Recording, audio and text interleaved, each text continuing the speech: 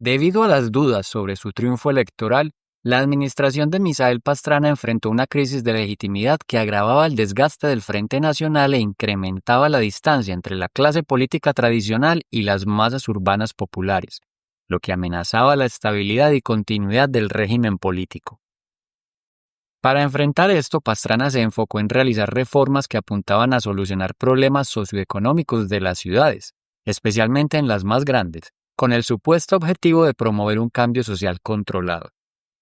Sin embargo, cabe anotar que la propuesta de adelantar una reforma urbana fue simplemente una instrumentalización ideológica de las necesidades sociales, con el fin de contribuir a desmontar una amenaza evidente contra la hegemonía de la élite en el poder. Una vez conquistado el poder y disipado las amenazas al régimen, no hubo necesidad de afectar los privilegios.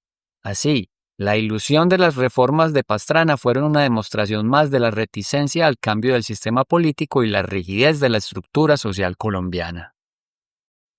Este enfoque urbano dejó de lado a los campesinos y a las periferias de Colombia, frenando el impulso reformista iniciado por Gerald Restrepo.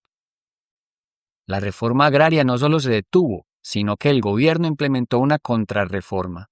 En enero de 1972, Pastrana convocó a una reunión en Chicoral, Tolima, con líderes gremiales rurales y congresistas, excluyendo a las organizaciones campesinas y a los representantes de los pequeños propietarios.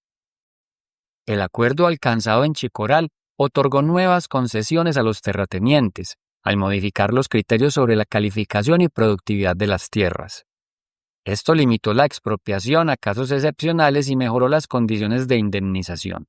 Este acuerdo de Chicoral representó una gran victoria para los latifundistas, consolidando un proyecto de contrarreforma que enterró la idea de modificar la distribución de la propiedad, acelerando así la concentración de tierras y la expulsión de campesinos y otras comunidades de sus territorios.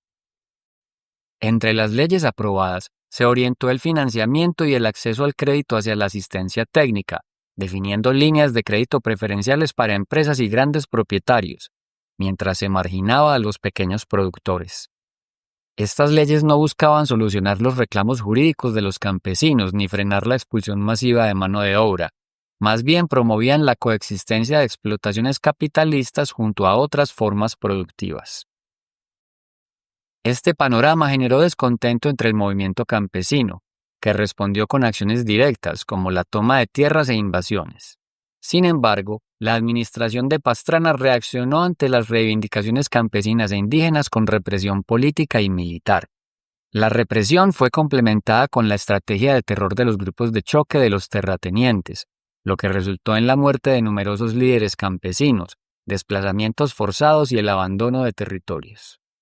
Las reclamaciones y tomas de tierra fueron catalogadas como planes subversivos, intentando establecer nexos entre la movilización campesina y las guerrillas.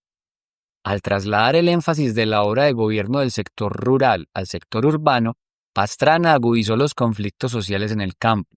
Al truncar el proceso de reforma agraria, convirtió el sector rural en una fuente de profunda inestabilidad política.